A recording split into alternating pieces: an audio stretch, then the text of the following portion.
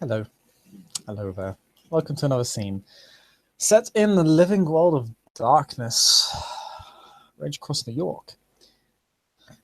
However, tonight, as it is in my time zone, we find ourselves in a much calmer scene. Calmer, yes. No rage to be found here at all. Yet. As Jacob has invited the dear daughter of Stag 10 Point over for some tea. Unfortunately, they haven't been able to have tea on as a regular basis as either of them have wanted. Not for a while. However, Jacob intends to remedy this today and has decided to pull his dear friend from another pack back on track. And has a lovely little tea set out full of bits of pre-baked confectionery that look absolutely disgustingly posh and not really at all in place. It looks incredibly out of place. And at precisely the time that she has been told to arrive, Jacob will hear that excuse me, that telltale little bit of jingling, those soft little chimes. And thus arrives 10 Point in all of her, well, finally Hamid this time, glory.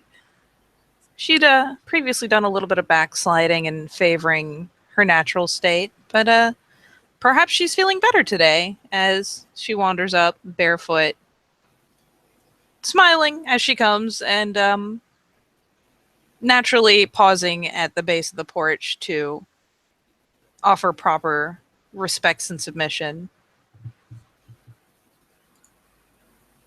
It is an absolutely beautiful tea set. Jesus.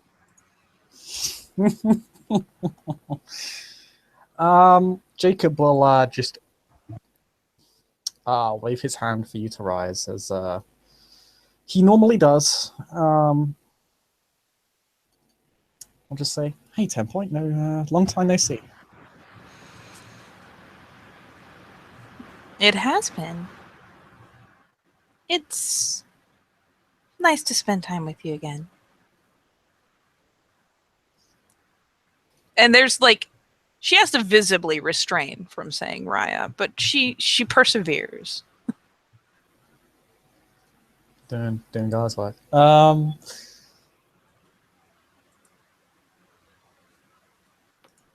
Sorry, I haven't been making time as I should.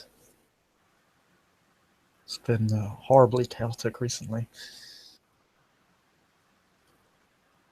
Things have been tumultuous, Raya.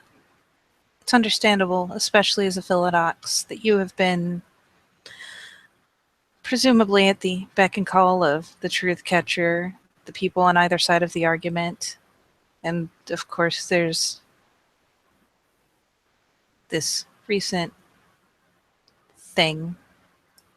And she goes ahead and comes on up and actually takes a seat. She seems for once to be well centered and comfortable and not making a point of sitting on the floor, not making a point of being evasive or overdoing it. Just kind of does their thing. That makes Jacob quite happy. Oh, allow me. And he will pour her some tea and offer her some confectionery. Just kind of like with his finger, just gently pushes one of her plates just an inch closer. And yeah, again, she proves fairly well adjusted, at least in that she doesn't look like she's having a cardiac event over being served by a Foster and a Silver Fang, or over being offered choice goodies and whatnot. She won't necessarily. Well, actually, she will politely take one of these far too fancy confectionaries, and perhaps not start in on it yet, but at least have it to accept the hospitality that's been offered, and will allow herself a bit of a smile just because it's kind of pleasant to go through the motions. For once. So, how have you been? Has your life been as hectic as mine recently? Yes. Yes, very much so. I have been doing my best to make available the things I know to those who might be misled to think otherwise. Would you have you been told truthfully the terms of Binding Tempest Dryas challenge? No, I did reply to her after I'd heard how there were quite a few that happened after, of course, but I replied to her that I would be seeking her out for the full story and other theurges for an account and advice. Well, advice, but that would include the full story. Because Would I've never you actually met these spirits. would you like some insight, Raya? I have access to many of the elemental spirits, or at least their smaller kin on the Sept, and have spoken to them in regards to this. Interesting, go ahead. Um, if there's any way I can never help you with Branch Image, go ahead. I know you've been, well, you finished that tribute to the Hind, didn't you? I did. And it was the tribute to her that attracted the small elementals. I think that still, with Castrophony as a looming threat, they feel safer there. And so I offer them hospitality, and they remain. But as they came, and not terribly long after it was all completed, I noticed that the wind spirits had grown unhappy. And I did not know why, and I did not inquire in depth, as my duty is not always to question, my duty is to tend. And so I began playing for them, and I have been until lately every evening to appease them, to make them happy, and to see to it that they are properly tended. It was only when Binding Tempest Dryas began speaking to members of the Sept that I thought to inquire in depth. And while she is not the only one who has offended, in this case, she is the subject and has failed grievously to provide a chiminage that was promised. They said, in fact, pardon as I pull this back up because I realized I closed the tab.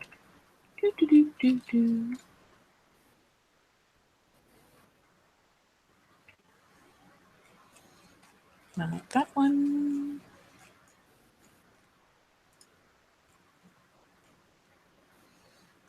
They said, in fact, that they felt that they had been ignored and insulted by the revocation of a promised chiminage. And I have been doing this for weeks before Alana began to speak to the Sept members. So there was this debt.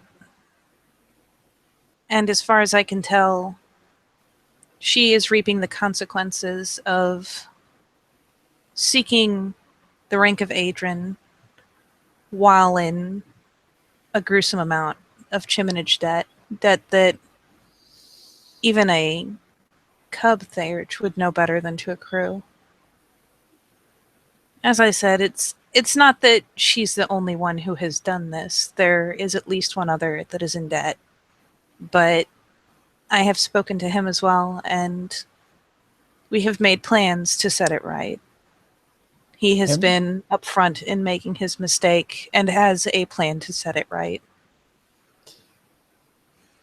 Him would either mean Cumber or Felix, then. It was Felix Raya. That's okay. But I he know has not. it was mentioned in the Howl that there were no names being named yet. She kind of. It's hard to tell that someone's bristling, maybe, normally, but between two Guru, there's that It's telltale obvious. little shift in posture. She clearly feels way about that howl. Regardless of his debts, which he will be dealing with and not making sept business, she owes a debt to the wind. And it seems that, let me make sure I have that exact detail.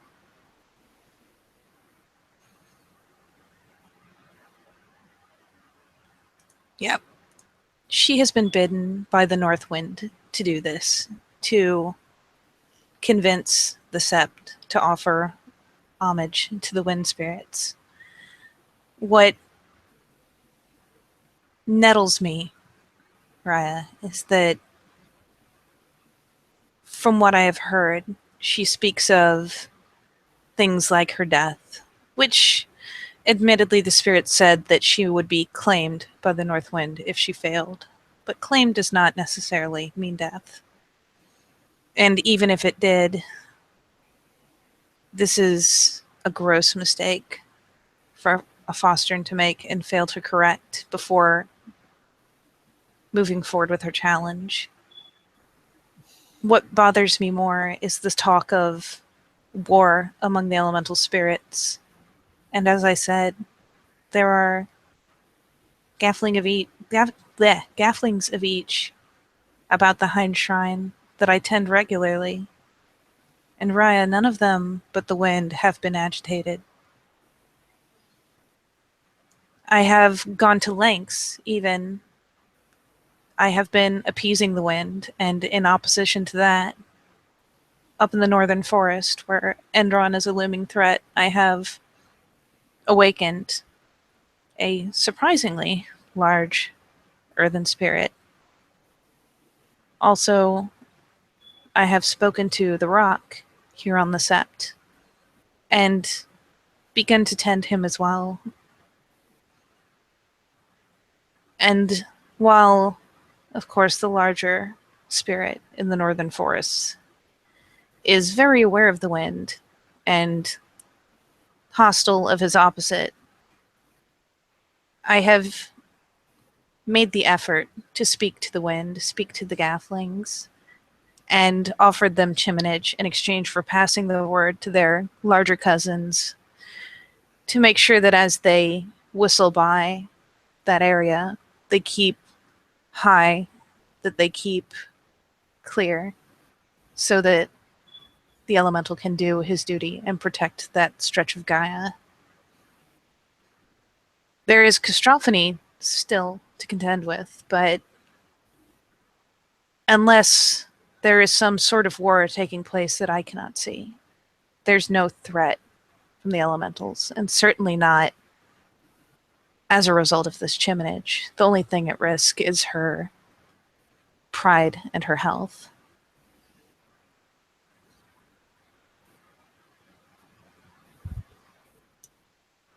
I figured as much. The statement contains several contradictions, which often discredits the rest of it as it brings it under question. If only one or two aspects of it are untrue, then, well, demonstrably untrue, then what about the rest of the statement? How true is that? If you do plan to speak to her, I suggest that you do so with an eye open to the truth of her answers. And should it come into question between my word and hers, particularly as the Therages gather, I intend to bring one of those Gafflings with me to clarify, so that there can be no doubt and no fear of manipulation or some sort of social climbing.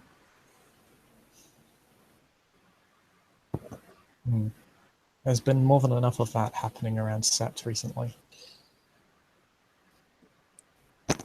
I have ideas, Raya, and I am doing my best to prepare things so that while there may not be peace between our packs, hopefully there can be a respectful neutrality, or at least mutual avoidance, so that these things do not worsen.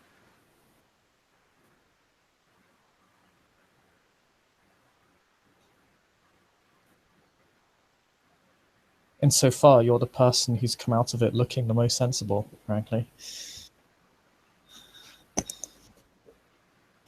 And she kind of bows her head a bit at the praise.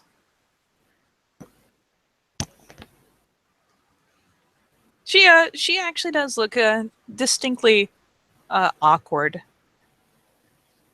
being pulled out for recognition on that. I am not blameless, Raya, but there are things more important than even very purposefully hurt feelings. There are too many threats looming for us to be at each other's throats. Agreed. Well, two alphas are going to meet shortly, so it should sort itself out. I was actually thinking things might calm down for a moment and we could get back to doing what we should be doing until I was up for barely a few hours and then the howl was made. I actually asked Teresa if that was an order by Alana alone or if the pack itself was trying to issue a collective order, and it is an order by the pack.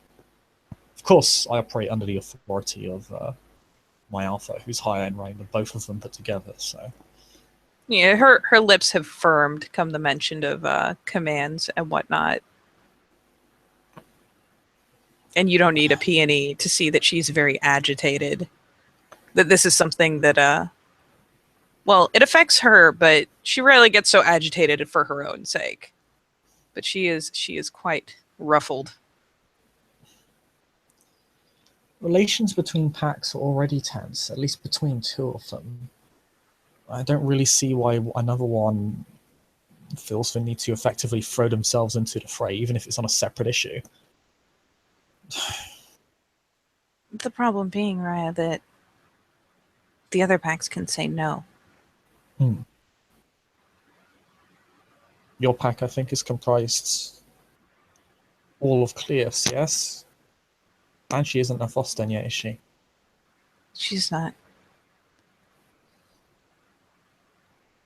Several of us are prepared to challenge or have challenged, but none of us have completed those challenges yet. And as such, one cannot help but think that it is somewhat personal to issue such a command when the only pack that doesn't have anyone of rank to tell them to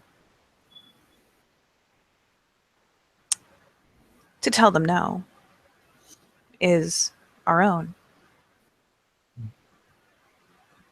I would definitely consider an absolute abuse of power. It is not to the point of litany breaking, but it's definitely trying to browbeat, so especially your pack, because as you said, you don't have anyone that can refuse, but the other packs as well. It is.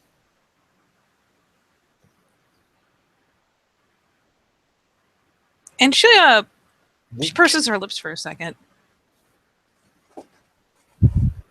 Almost thoughtfully. It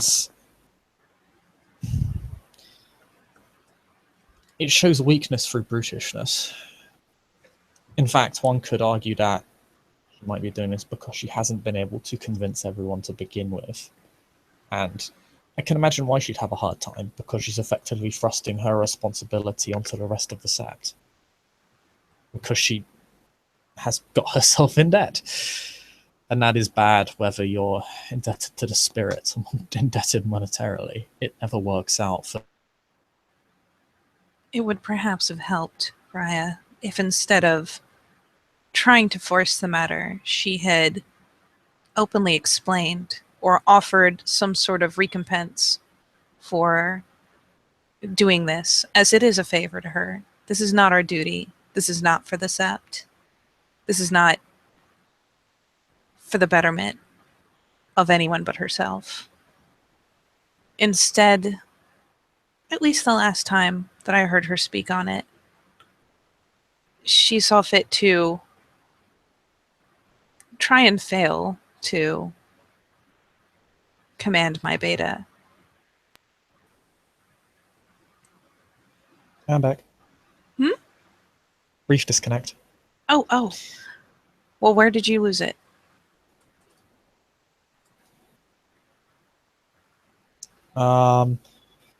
Jacob said it was weak and that shows weakness for brutishness, and I'm not sure if you heard this, that he believes that perhaps she might be issuing the order because she has failed to convince people to begin with. Yes.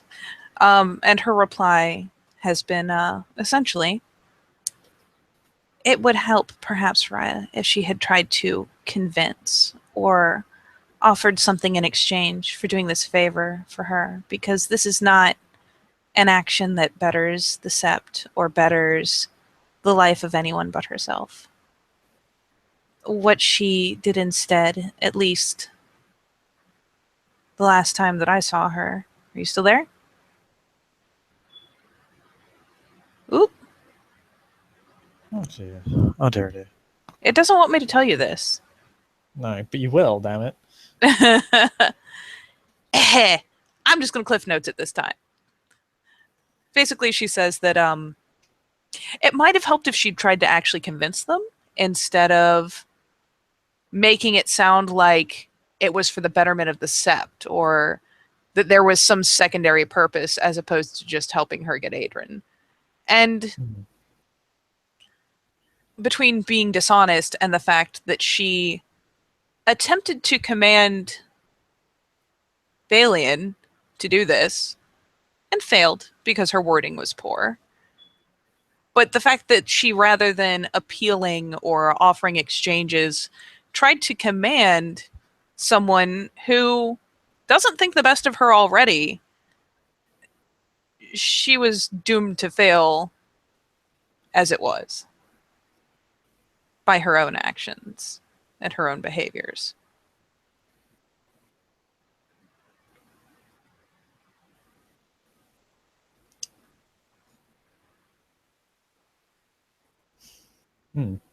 Funnily enough, that's actually the point of Balian's challenge that I gave to him.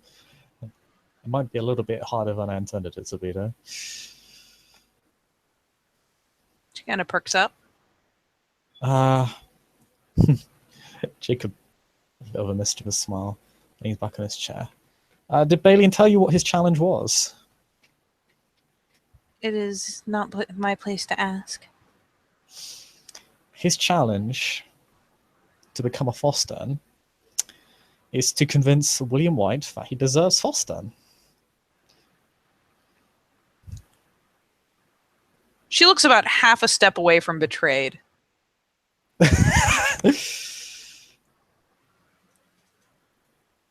As you can see, with recent events, this has actually escalated to become a lot harder than I intended it to be. as this challenge was issued before the entire incident regarding Aiden and William.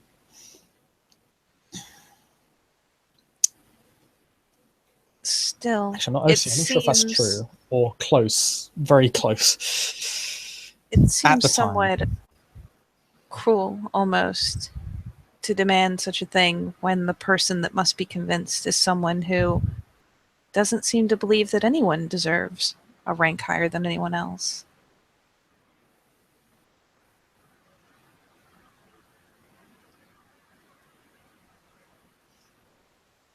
He's not necessarily has to convince him that him to follow him, rather.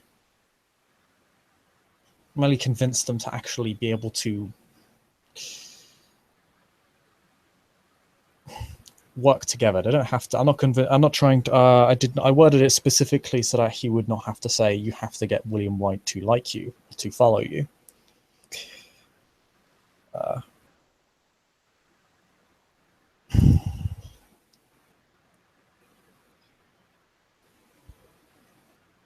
It is she still looks a little than hurt I by initially it. intended it to be, but I believe it to be possible.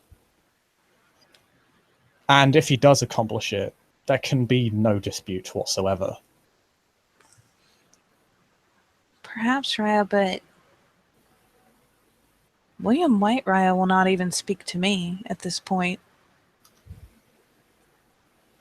He makes a point of avoiding me, and I will not hunt after it, but I can only imagine how much more strongly he will feel towards my beta. Most likely when Balian approaches him, William will think that he is there because Balian wants something from him, which is correct. So what he needs to do is convince him that is not the only reason. And that there is a meaning behind, despite the fact that he wants something, there is a good reason why he wants that. In my experience, it's... Oh, sorry. I merely meant to say that in my experience, it's very hard to convince William White of much of anything that he does not wish to believe. I did, for a moment, consider it being someone else, but believe it or not, I trust that person's word even less. Or rather, it's not that I don't trust William's word, because I do for the most part, actually. I've talked him down from some of his more radical ideas. He is capable of reason. I think it is not related to a single interaction. This can be over the entire month. He has plenty of time to convince him, and they have plenty of time to talk. This is not something I actually expect to be resolved in a single session, otherwise it would be far too easy. This is something I actually have to work on. And I have told William to at least give Balian some time of day. If he were to just literally run from him on sight, then there would be no point to the challenge whatsoever. So I've given him at least that much. There needs to be some degree of discussion, or the challenge is literally pointless. So I've at least tried to accommodate to give Balian a chance, and I think he does. I consider him charismatic and intelligent enough to pull this off. And it's just a shame that the events that proceeded, or literally days after the fact, have made this more complicated. It just means that I will need to redouble my efforts to seek neutrality. Yes, there's nothing preventing you from going about your own agenda. Although he will need to convince William of his own worth himself. Of course. But facilitating discussions, such as arranging a meeting, would be simply fine. So long as Balian does the talking. And she's been easing up a bit.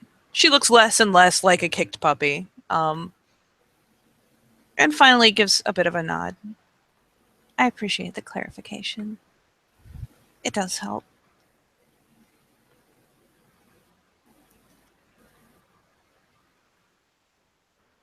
I won't pretend it's not difficult. I also considered sending him off to negotiate peace between the Pure Tribe and Fiona and Fenriken, but I'm more heavily involved in that, and I would not want to effectively push my responsibilities. She for my kind of inconvenience.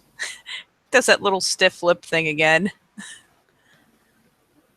As much as I appreciate the thought, there has not for centuries, and probably will never again be, proper peace between the Fianna and the Pure Tribes. The best we can hope for, I think, is a mutual respect and a mutual giving of space. Then that. I believe, what would you call that?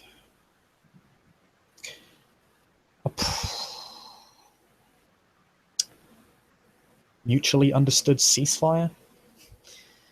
She kind of nods agreement to that. That. I do admit I'm using the word peace a little bit liberally here, but still. I think we understand what we're saying.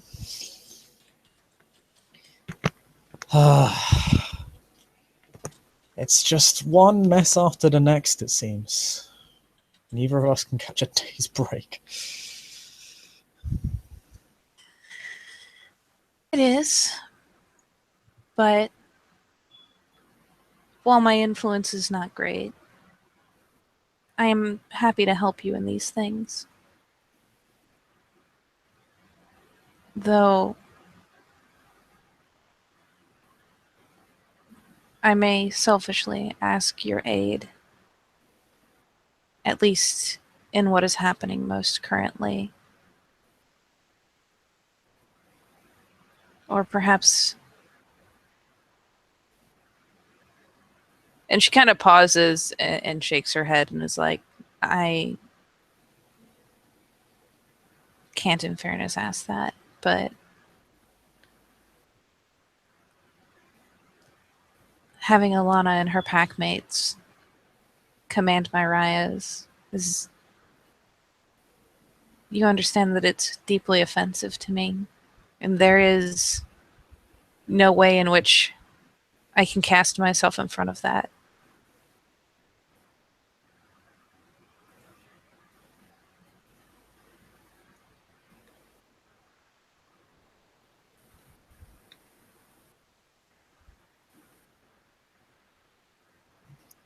I will... Okay, I understand. I'll have a chat with your alpha, and I'll see if I can go about making the case for that. Because I don't believe your pack should be browbeaten into, or strong-armed into, paying off someone else's debt. Unless it is of your own volition. And the relief is very apparent and immediate as she gives her head a very thankful, like a deep and thankful bow. I would appreciate it very much. I understand that due to the conflicts, we are not on the best terms with much of the Sept. But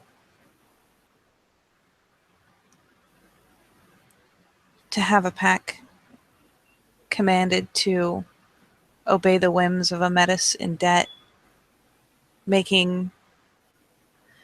With the debt being something even a cub should know better than to fall into while she seeks Adren, it's offensive on a number of levels, even to me.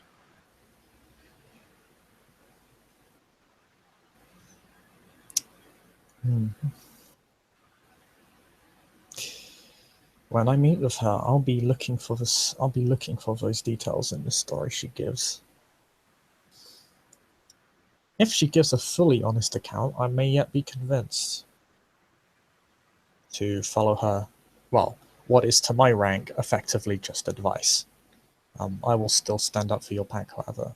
I'll see what I can do about making the case. I would need your Alpha's assistance on that. Of course. I'll speak to her. It is just... She kind of gives her head a shake. No one likes being pushed around for someone else's benefit. It is also the frustration of tending to these spirits, and it is not difficult. I will not pretend that this is something I don't take pleasure in doing. I do. But to tend them for so long, only to find out that the reason for the upset is not some natural occurrence, not some conflict between the spirits, but because of a novice mistake from someone who is already trying to throw their weight so that they can gain more to throw around.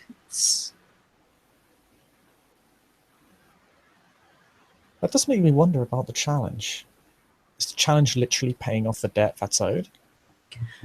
From what I understand, she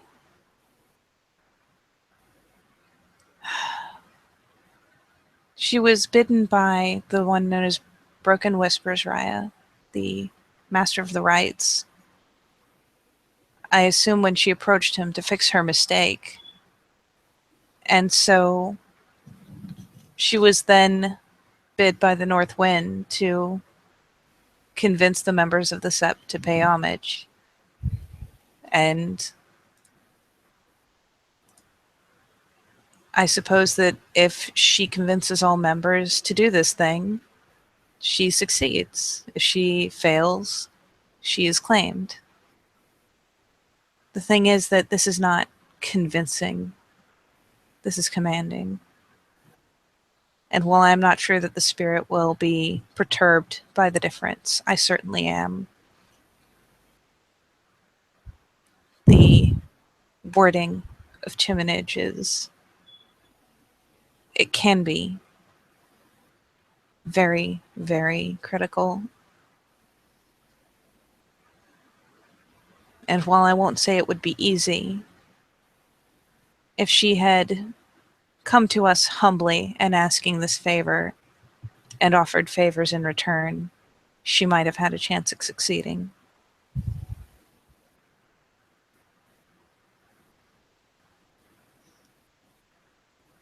Jacob looks up towards the sky and kind of thinks for a moment, and then it looks like he's kind of realized something. Not like he's had a revelation or anything, but like, oh, that sort of look.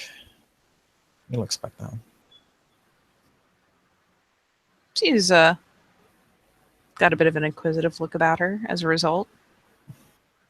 I think I figured out why I didn't like that howl so much. I mean, there are a lot of reasons, but there was something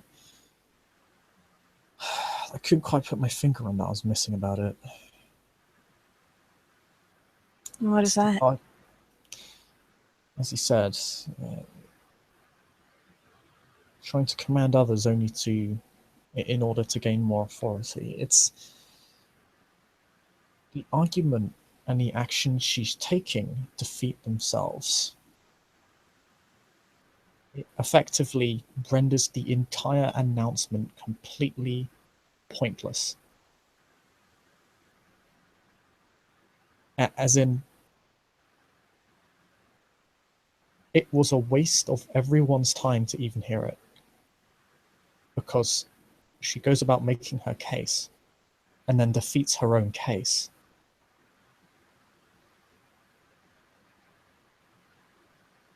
She goes in a self-destructive circle. And her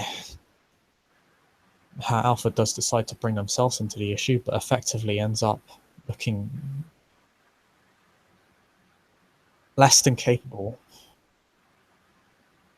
and makes her pack look less than capable by extension. Because she's either convinced them to involve themselves, has commanded the lessers beneath her to involve themselves, or are doing it of their own volition. I And won't say that I'm not confused by it. Most in the nation, when asking favors, bring gifts. I know that I have done it several times over. I just give you cake. You do. But you're very nice. One might say suspiciously nice.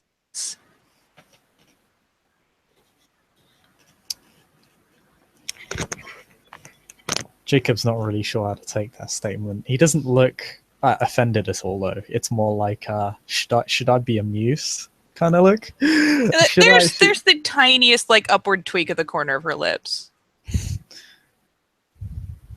There's definitely a tease in there somewhere. He may not get it, but there's a little poke in there. He was just kind of wondering intent, but then he kind of seems to go with it. At the risk of, I will explain at the risk of perhaps sobering your amusement. Much of the kindness I have been shown was in a testing fashion. It really was earnest. I find that much of the time kindness is disearnest and usually given because someone wants something from you or means to earn your favor so that they can abuse it at a later point. And so I say suspiciously kind, not because I am suspicious, but because it's anomalous to me. I remember now.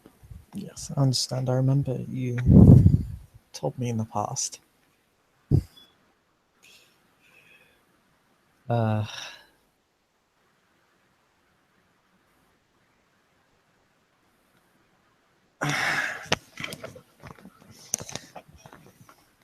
You don't have to revisit it if you don't want to. I just No, it's fine. try to be honest. Oh no, I appreciate your honesty. As I've said, and as we see, there isn't enough of it on set. It doesn't hurt that I'm a very poor liar. That has impacted me as well. She grins a bit at that. I too am not always so great at the notion of misdirection. But I guess it's not something I never really found is fun. I know some people find the notion of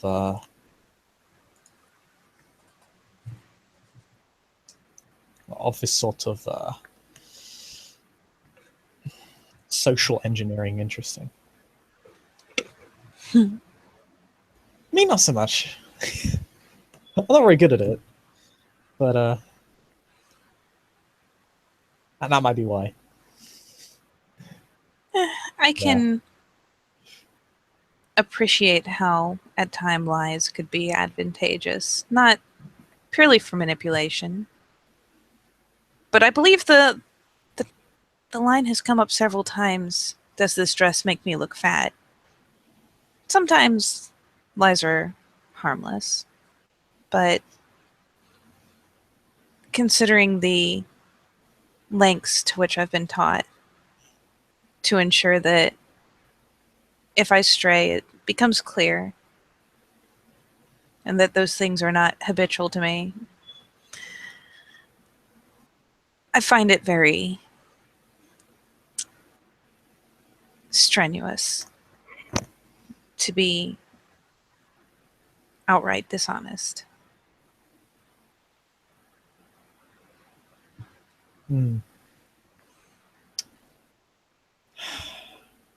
Makes me wonder. Actually, I wonder if there are spirits of honesty. For every concept, there is a spirit, Raya.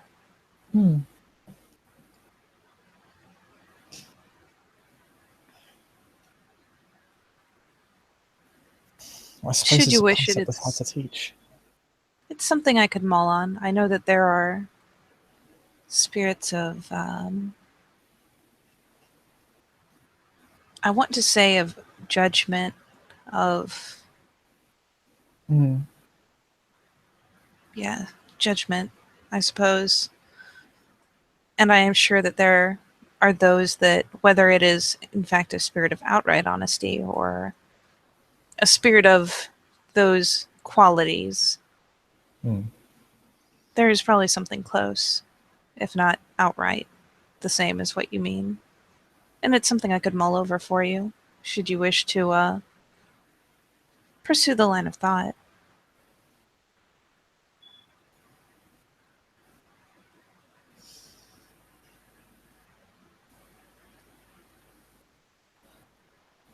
Yeah, it's just something I was wondering out of curiosity. There's a spirit for almost everything, Raya. Mm. Some of them are just harder to find than others. I can see how a spirit of honesty and judgment might be difficult to find. Well, spirits of war, It's on the other hand. mm. It's what would you say? It's an ethic that everyone knows and supposedly supports, uh, but only in theory. It would be nice if we had someone to teach the others perhaps that it meant a little bit more than just executing in theory.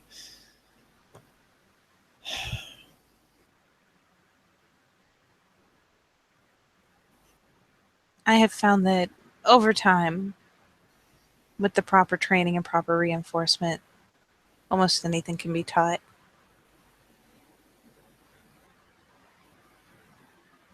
Hmm.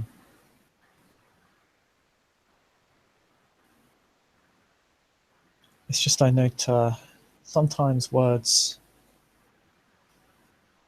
are better spoken from spirits than Gyro and vice versa.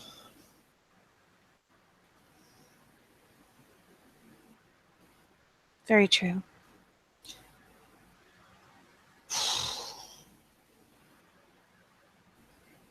How do you think this will impact your work? Sorry, say that again? How do you think this will impact your work? I don't want you to get over tired of this whole Northwind thing. You said so the debt wasn't paid. So what was the original arrangement was? I was not privy to the original deal, but Okay. I can tell you from what I know personally that wind spirits are, they're very easy to please. They're also very wrathful on being summoned. They don't like being pulled down from their home. But should one offer chiminage, they are usually very happy with something as simple as a song or music. They like carrying it. And so, while I couldn't tell you for sure what the original intended chiminage was, I can tell you that if it was to those smaller spirits, similar to those that linger in my company, it was very probably music. Hmm. They seem Given very the happy air with the meaning. violin. Apologies. Oh, I should wait for you to finish. But I can definitely see actually that giving the air meaning. I like it. Now, when it comes to greater things like the North Wind, it changes, but I was given the impression that that was a dramatic step to make things right and not the original source of the chiminage. Now, Felix Raya has told me that their chiminage involved, I don't know if it was to help them deal with it. I don't know precisely how it is involved, but I know as well there were Smogbanes somewhere in the city. And we have spoken on it. And whether it was the originally intended chiminage or some greater quest or purpose, he has said that he does still intend to pursue this out of showing that while perhaps he is late in paying, at least he is as good as his word. And I and some of my packmates have offered to lend our aid to him because at least he is earnestly trying.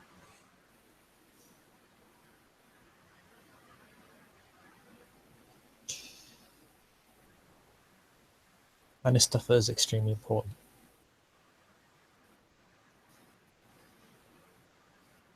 It probably Or doesn't rather, hurt. perhaps... Yeah, oh, sorry. It probably doesn't hurt that he didn't demand our aid. In fact, he didn't ask for it. I think it's the notion of being willing to operate in good faith. People always underestimate how important good faith is. They do.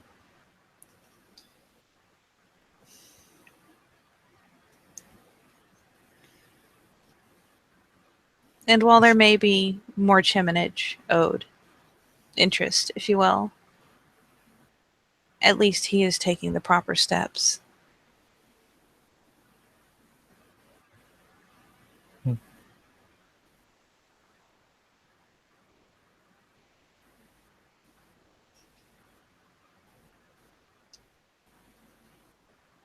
That's good.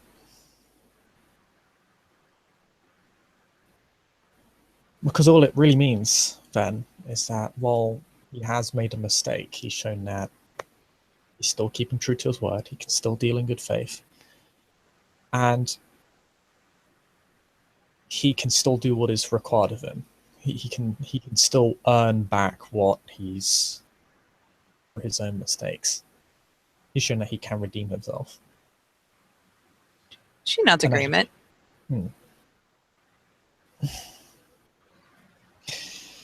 I think that's the problem with this howl. Before this howl, I was actually going to offer chiminage because I made the mistake of assuming it was all in good faith. Well, I was asked, not ordered. But with all this new information coming to light, and the fact that there is what I would consider to be an abuse of one's power over another to be occurring,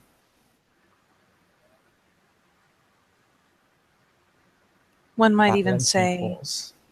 oh, sorry. Oh no, sorry, that was just the end of my sentence. Oh, sorry. I totally spoke over it. Can you say it again? It lends me pause, he says, as in he would not pay chiminage. One might, were they particularly wrathful, Raya, consider it a failure to respect those beneath them, trying to command the entire population of a sept that is below one in rank.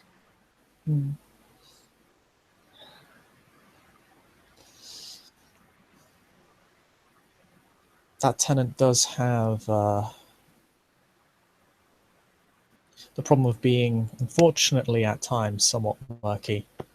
It is something I have been considering because you're effectively, especially when the whole story comes to light, you are telling people to pay your debts so that you can gain more power from paying an escalator, from getting other people to pay your escalated debt, and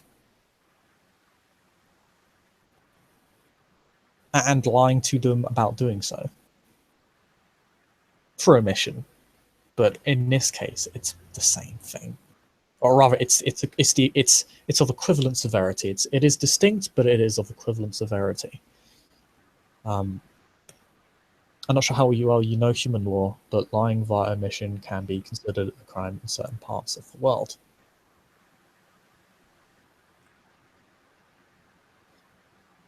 Because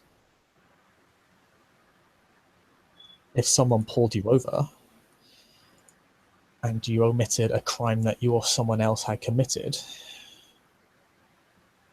that's information that the police of the human world need to enforce their own laws, and you are subverting that law. Including the fact that being dishonest is unethical in general. In this case, it's throwing someone else under the bus. Because if she did bring up Felix and then she brought up herself, then I would be a little more charitable, because at least then she is admitting responsibility for her own mistake. She's perhaps putting Felix under a lot of pressure, right or not.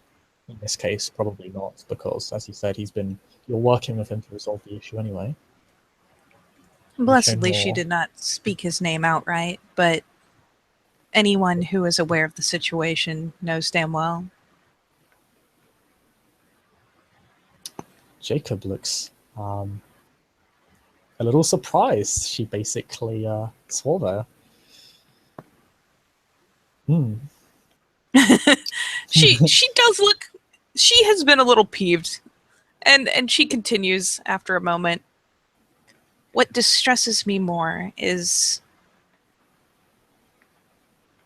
even hiding that it was her own chiminage, while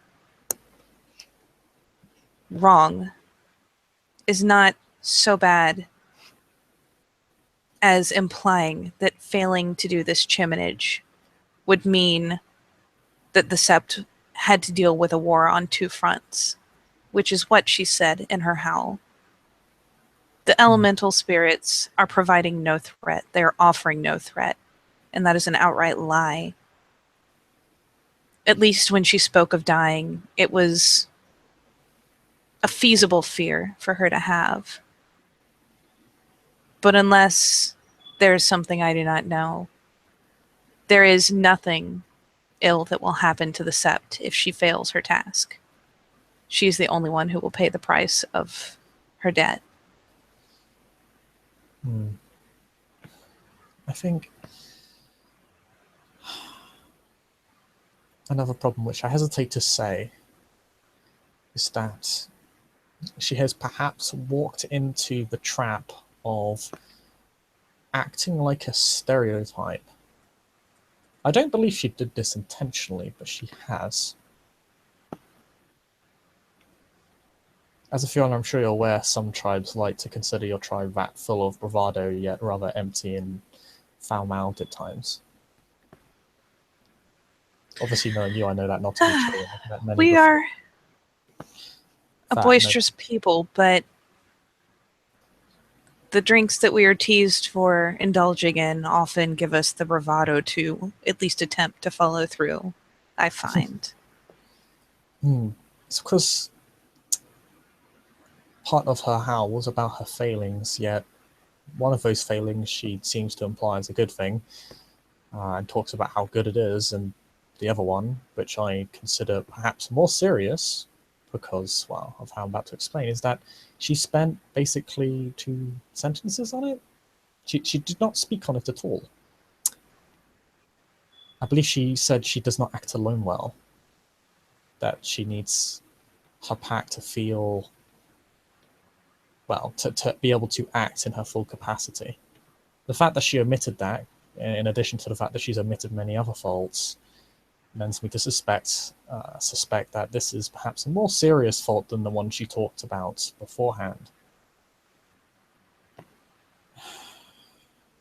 Who is this Hunter's Moon person, by the way?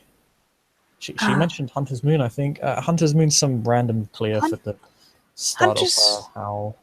I haven't met this person, so I wouldn't know. Hunter's Mane, Raya, who is known as Dallas. I have met her, and in fact warned her before she spoke to Binding Tempest, Raya, of the nature of the chiminage she was seeking, and what it was for, and why it was necessary. And I suppose that I have not spoken to her myself since, though you could probably easily find her on the training ground. She spends much of her time there and get the rest of the story. I imagine that most Guru would expect an exchange. You want me to do this for you, you will do this for me. I imagine that this howl was meant to be part of an exchange, because otherwise I can't imagine why she would do what Acleith had demanded. I said the request, I think, or she said she was Or asked to had do this. requested. Yeah, I think it was like a request or some sort of favor being asked, probably in a patronizing fashion. I can only assume, considering the response that this howl was, because this howl comes across as a lot of empty bravado followed by an argument that collapses in on itself the moment it's spoken.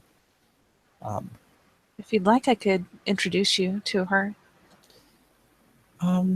I would appreciate that, actually. It's always good to get to know other Gyron septs, if only because if you realize you don't get along, you know to avoid them later. If I'm to be cynical. I will be honest and warn you that while she is a Geta Fenris, and the tribe suits her, I believe that she was born to my tribe and carries with her a measure of our beliefs. Thank you for that. I'll be careful not to broach that topic. There was another Fenrir I ran into who had things to say, and he didn't realize my own beliefs and almost caused an incident between us, which, well, wouldn't have been good for either of us. So both of us decided to step away from each other because we believed it to be in our own best interest and safety. Sounds wise. And there's something to be More or said for less. temperance and wisdom in the nation. As much as I was angry at the time for him saying what he did, I do respect the fact that both of us were able to realize that our belief systems were not compatible with each other, at least for that point of time, and that we both realized it would be more mature if we just stepped away from each other and gave each other our own space. Which I think is more than I can expect. And I do appreciate that. It is hard at times when you are so wrought in your own people's beliefs to appreciate that others believe differently. But yes, she will treat me like a menace. Though I doubt she's going to do anything gruesome. It just seems fair to warn you, as I know it is not a behavior you favor.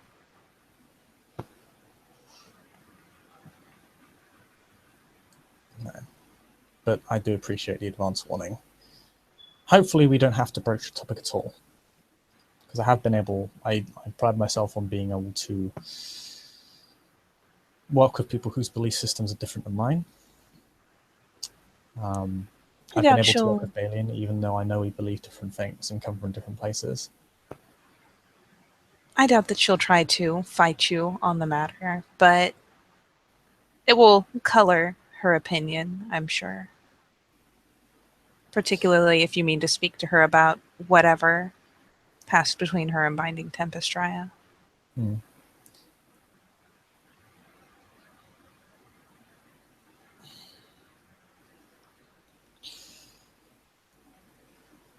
Yes, well, I was able to get a Silent Strider to acknowledge me, so... you know, the one that... Sobek's... Fangs of Sobek. Fangs of Sobek, that's right. Sorry, I'm inverting the name proper of me.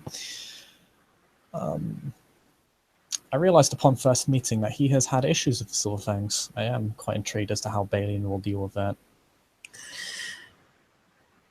Thankfully, with a little intervention, not at all yet.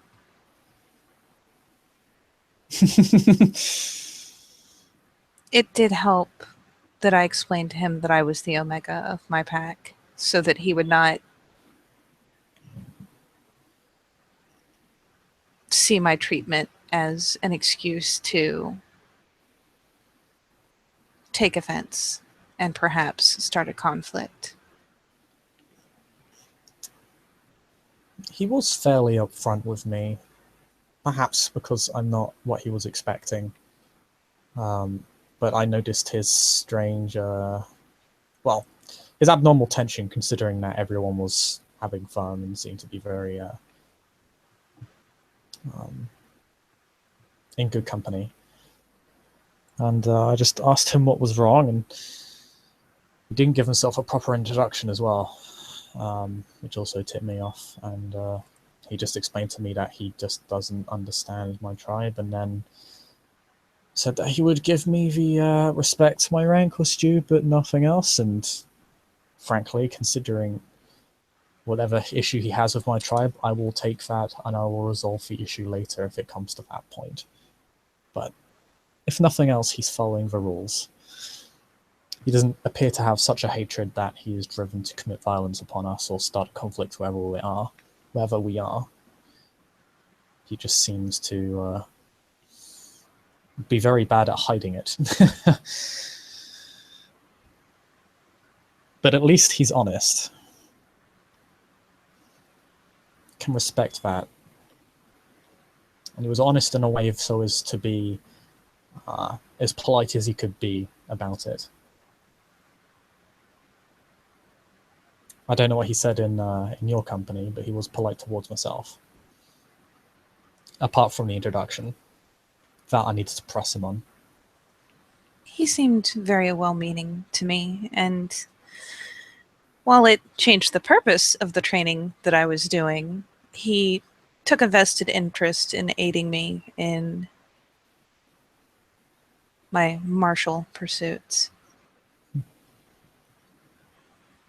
He does not seem to have any untoward opinion of Metis, as he did not hesitate to take my hands and wrap them for me.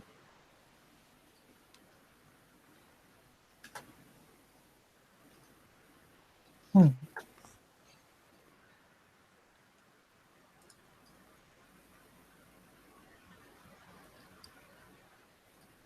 that's reassuring.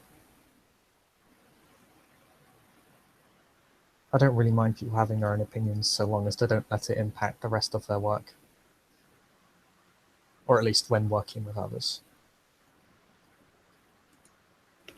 Sorry, say again? I don't mind people having their... that's reassuring. I don't mind people... I don't mind people having their own opinions so long as they don't let it impact their work with others. That's the important thing. Of course.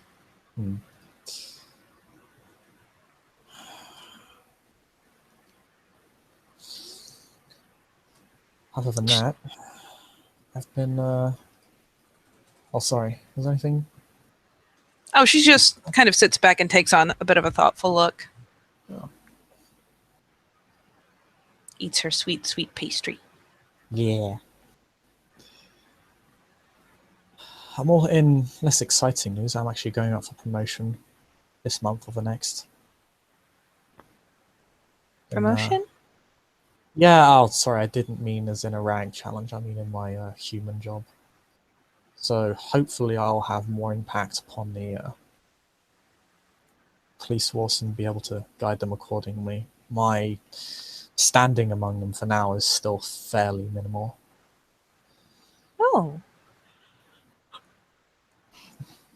I have met very few Guru who are able to live and work among humans. I guess it hadn't occurred to me, really. Yes, it gives it some thought. Sometimes I do find myself a bit tired. It can be trying at times. And I did have some help from some glasswalkers who used to be off the set. When I first changed, I was going to become a part of a police force. I changed in. I'm not sure if I've already told. I'm not sure if I've already told you how I first changed or not.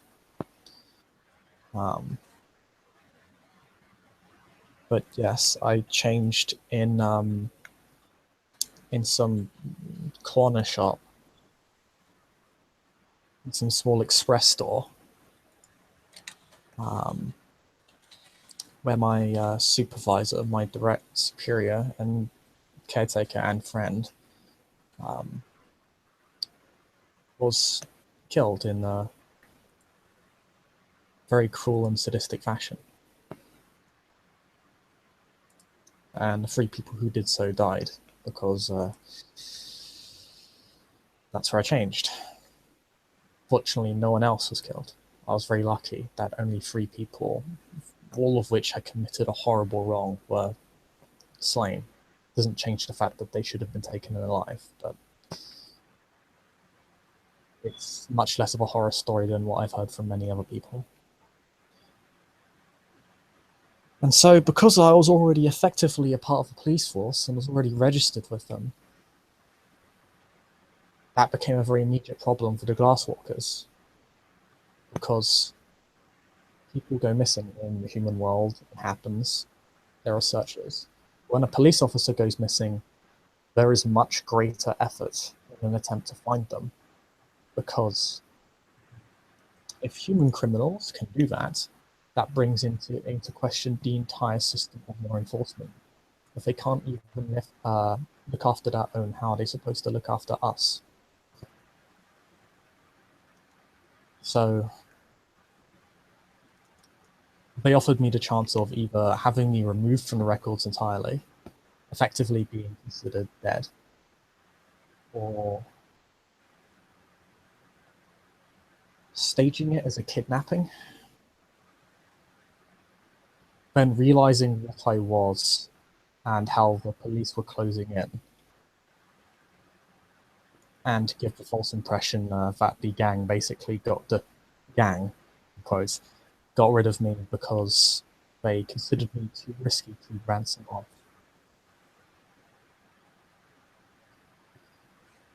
Which was a bit of a stretch, but it worked. I've been able to maintain my life since then, more or less.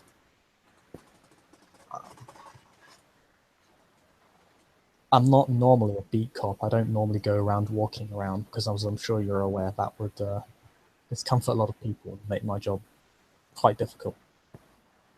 But I do end up having to drive around sometimes. And fortunately, my route, I have arranged to set up my route, does take me through Central Park.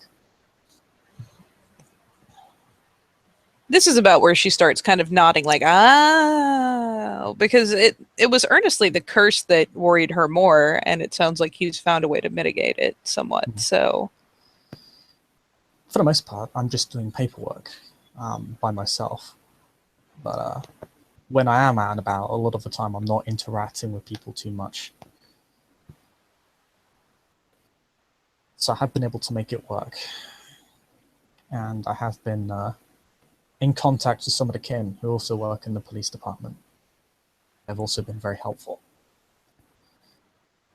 it sounds like a clever solution, and it sounds as though it's a very useful thing to have access to.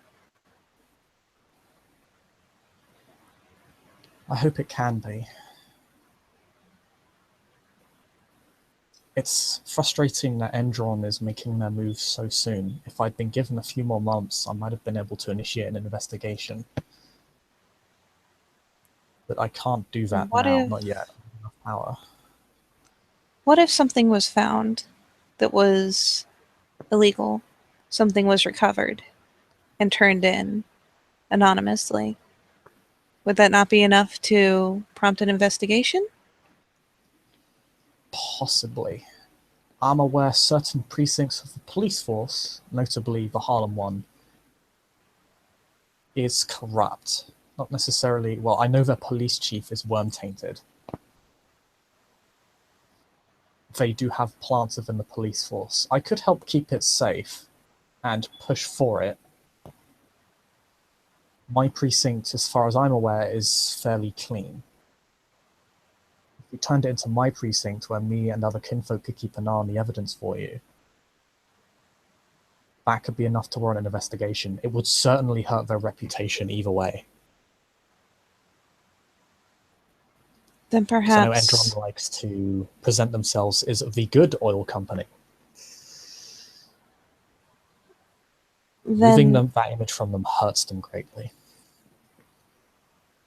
I mean to speak to the Wormfoe soon. So I can speak to him of this, and perhaps making use of what you've put so much effort into currying, and considering that the effort is to keep them from even getting to the building phase, and we become closer and closer to that deadline, and there are things that I can do to try to keep them from successfully digging, but once they have begun to build, we are losing. Yeah. And once they break ground, we have lost. There's not only the inherent worm taint that is doomed to leak out from that place, but remember as well that Castrophony is still near and still awake. And he was tainted, we learned, by drinking Gaia's blood, by drinking oil. Creating a well would almost certainly attract him back and make him stronger. That's true.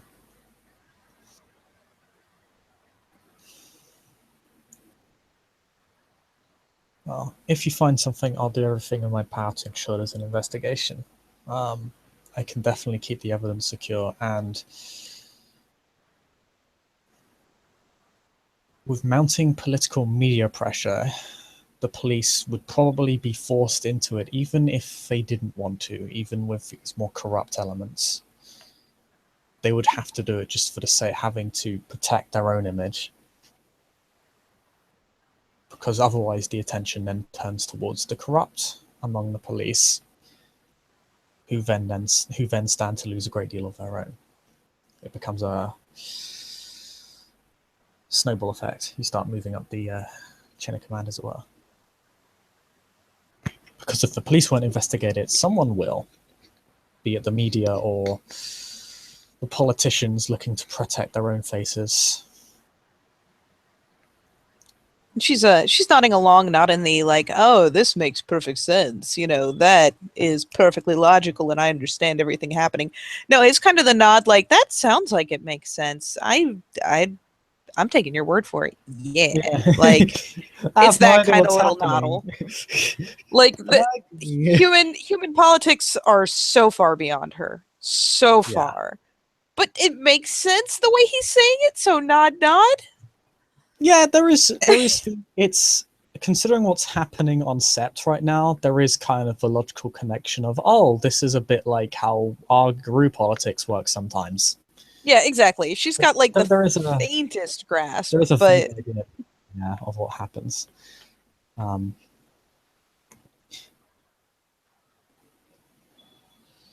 yes, I'll see if I can push that. If you can find something, or if any of you find something.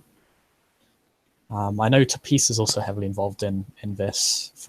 She arranged a massive protest against Zendron. That went very well. Oh, good. Good. Then yes, I will go to the Wormfoe as soon as I can catch him in a free moment. And I am sure that if he is arranging who is seeing to what aspect of this, he will know precisely who to go to try to gather this evidence. And once we have something solid, we hand it off to you. Or perhaps we make it mysteriously appear as an anonymous drop-off at a place that you know is a good place to put it. I know a few places. I would also encourage getting Felix to help you. As a Glosshawk, he's probably very educated on these sort of things. I'm sure he can. I just want to go through proper channels, but I will also be letting Felix know about the plan, if that is all right with you. Absolutely fine. This is something that would probably be I'm not sure if you understand me when I say multi-tiered, but there would have to be someone here doing this, someone here doing that, and me doing this at precisely the right time and place. We'd have to be quite organized in how we do it. So yeah, spreading the word and making sure we're all on the same page is important.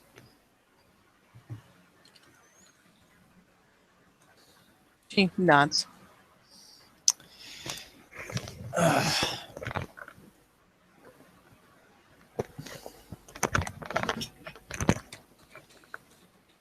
But yeah, that's much more pleasant news of trying to push for perhaps a bit more sway among the police force and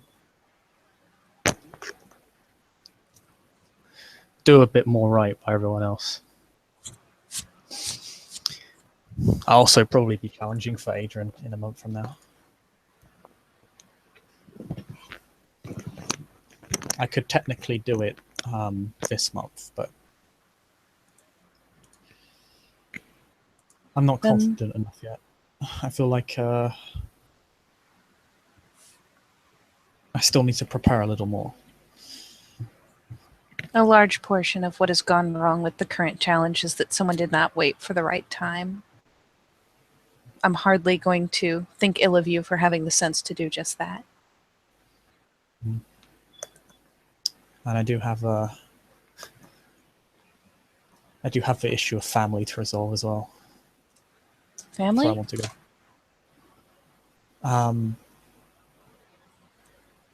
go. I'll be leaving the set shortly as I'll be talking of one of my kinfolk's parents. Yeah.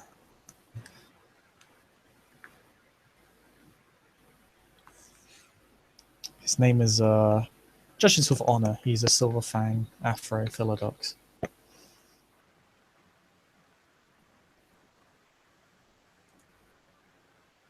I intend to marry his daughter, so Blink, blink. he would like to meet me. Blink. Oh. That seems like a good reason. From what I hear, he's a good man, and I think we get along. So, hopefully it all goes fairly well. He actually works on a set that is ruled jointly by Wendigo and Silverfangs. I find that a very fitting fitting set, considering the people I associate with on a regular basis. I'm amazed they've managed to make that work, considering we're a much more unconventional and cosmopolitan set. But I'm happy to hear that they have. Hopefully it will prepare you all the more for serving as a impartial mediator, because knowing that such a thing exists already and that you have the chance to learn from someone who lives in such a place, it would speak well of you to them.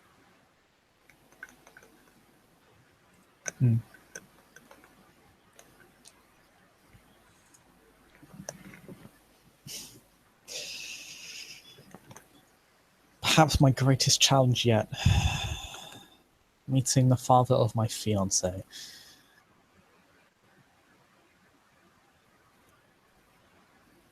More terrifying than that bloody kraken.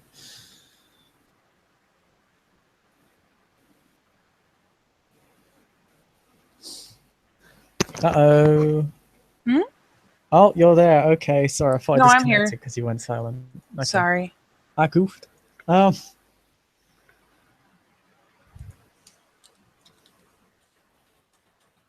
yeah. I'm sure you also saw, well, I mean, you're at, like, no, wait, no, he wouldn't say that because you're at the cabin. Uh, by the way, how do you like the new Strider's cabin? Oh, is it a new Strider's cabin? Yes, new cabin. Oh. They've renovated it. It's actually been extended. It's like it's got an additional 2 rooms. Madness. Madness, literally madness. And there's people that live there now. It's not just like a place Jacob flagrantly hijacked for his own purposes. Yeah, she'll glance to the addition and comment in a just terribly observant fashion. Well, it's bigger.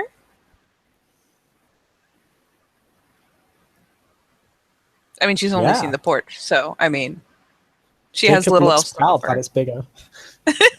Well, as long as he looks proud.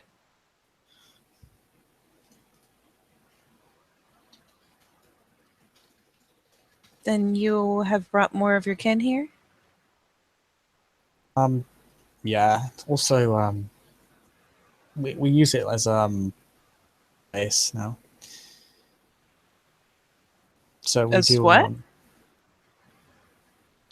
we he said he use it as a pack living space. Oh, okay. So the pack I lives just didn't there hear it the together. first time. Yeah. It's something I can get behind. Something I approve of.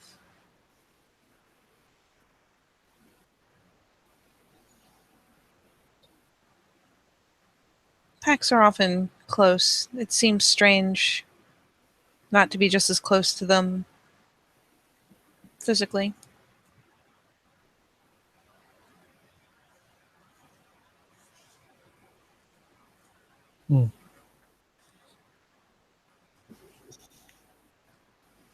Just kind of came into my head one day because I realized we were always using this place to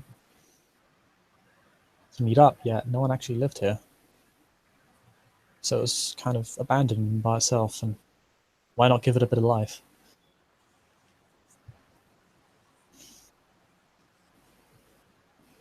It's also a good place, if, as you said, if I can ever run into trouble, they know where to go on set.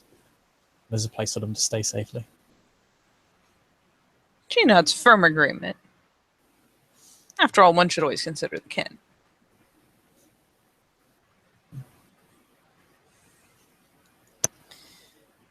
Anyway, I believe we may be all out of pastry as he looks towards the largely empty pastry plate. And tea. I believe we are. Then allow me to help you, at least, in cleaning up, and in a bit, if you are so inclined, we can go and try to find Hunter's main Yuff. I think I will have a chat with Alana first, but after that, immediately, I would like to accompany you to find her. I'd very much appreciate that. Thank you. I only suggest the inverse order as I know which I would expect to give a true accounting first. And the accounting of one would benefit in speaking to the other, whereas the other way around, not so much. I understand. But it is up to you.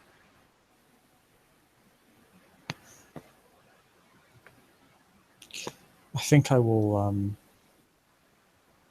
seek out Alana first, mainly because Hunter's Moon I'm not as concerned with. I'm more concerned with the greater picture regarding this challenge, which Hunter's Moon, her short time here, is perhaps doesn't give her the accounting I need. Oh, of course. I merely meant that if you meant to try Binding Tempest Raya for her honesty. Perhaps knowing the nature of how she presented herself to someone that has no connections and has no way of confirming or denying what was told to her. Perhaps seeing how she went to someone that she knew had no connections would help you to understand whatever tactic that she was bringing to this and confirm that it was not merely something that I experienced through bias. I understand. I'll seek her out a little later.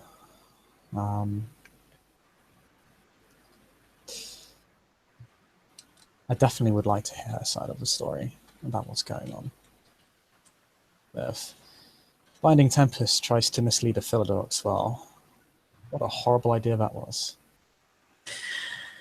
There's kind of that, like, ooh, that knowing look, like, ooh, oh dear.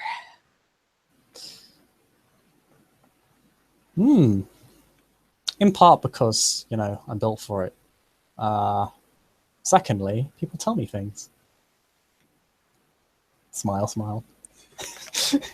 Cheeky Very grin. true, Raya. Very true. Anyway.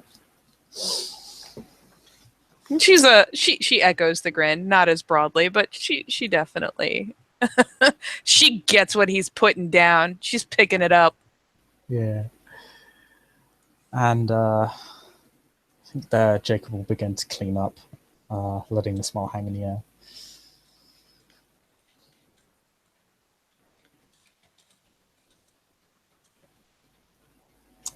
And if that is all between these two, I'd like to thank Dear Bay for playing, watchers for watching, and we'll see you next time on another episode of Please Don't Lie to the Philodox or He Will Hurt You.